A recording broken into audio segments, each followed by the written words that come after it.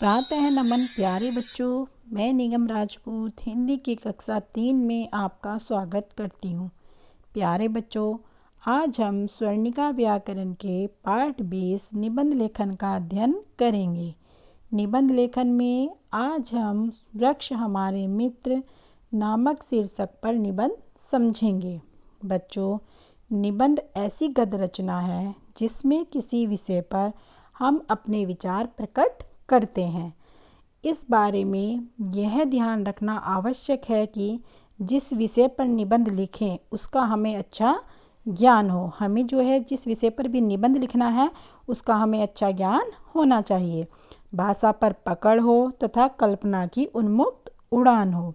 सभी का लिखने का अपना अपना ढंग होता है, परंतु फिर भी कुछ बातों का ध्यान रखना आवश्यक है, जैसे निबंध के विषय की पूर्ण जानकारी होना। हमें जो है निबंध के विषय की पूर्ण जानकारी होनी चाहिए।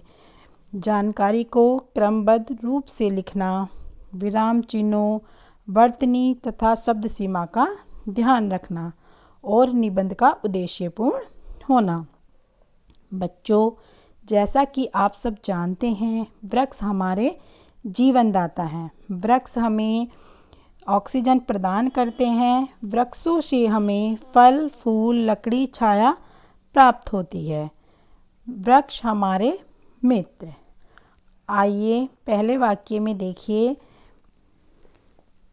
मानव जीवन में वृक्षों का बड़ा महत्व है। दूसरा वाक्य, वृक्षों की अनेक जातियां होती हैं। वृक्षों की जो हैं वो अनेक जातियां होती हैं। तीसरा वाक्य है, मनुष्य की अनेक प्रकार की आवश्यकताओं को पूरा करते हैं। वृक्ष जो हैं वो मनुष्य की अनेक प्रकार की आवश्यकताओं को पूरा करते हैं। चौथा वाक्य, वृक्ष हमारे जीवनदाता हैं। वृक्ष क्या हैं? वृक्ष हमारे जीवनदाता हैं। वृक्ष जो हैं हमें जीवन देने वाले हैं। पांचवा वाक्य, वृक्ष वातावरण में संतुलन बनाए रखने के लिए ऑक्सीजन प्रदान करते हैं। और वृक्ष अगर हमें ऑक्सीजन प्रदान नहीं करेंगे तो क्या होगा? हम जीवित नहीं रहेंगे। तो हम जीवित किससे रहते हैं? ऑक्सीजन से। तो हमें जीवित रहने के लिए ऑक्सीजन की आवश्यकता होती है। जो ऑक्सीजन हमें किससे मिलती है?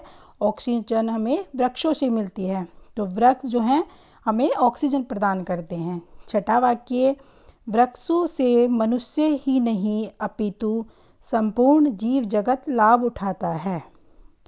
सातवां वाक्य, वृक्ष बादलों को वर्षा हेतु आकर्षित करते हैं। वृक्ष क्या करते हैं? वृक्ष बादलों को वर्षा हेतु आकर्षित करते हैं। आठवां वाक्य, वृक्ष वर्षा के जल से भूमि का कटाव नहीं होने देते हैं। वृक्ष जो हैं वो वर्षा के जल से भूमि का कटाव नहीं होने देते। नौवां वाक्य देखिए, वृक्षों की छाया भूमि को बंजर होने से बचाए रखती है। जो वृक्षों की छाया होती है वो भूमि को जो है बंजर होने से बचाए रखती है। 10वां वाक्य, प्रत्येक व्यक्ति को एक पेड़ अवश्य ही लगाना चाहिए। 11वां वाक्य, पेड़ों को काटना नहीं चाहिए तथा न ही उन्हें नुकसान पहुंचाना चाहिए। तो पेड़ों को जो है हमें काटना नहीं चाहिए और उन्हें किसी भी प्रकार का नुकसान नहीं पहुंचाना चाहिए। 12वां वाक्य देखिए, वर्तमान में पेड़ों का काटना दंडनीय अपराध माना जाता है। पेड़ों का जो काटना है वो दंडनीय अपराध है। तो हमें पेड़ों को काटना नहीं चाहिए। अपने जीवन में हमें वृक्ष जरूर लगाना चाहिए। तो हमें क्या है? हमें वृक्षों को लगाना चाहिए। हमें वृक्षों को काटना नहीं चाहिए। उम्मीद है बच्चों आप सभी को यह निबंध समझ में आ गया होगा। आप सभी को यह निबंध याद करना है।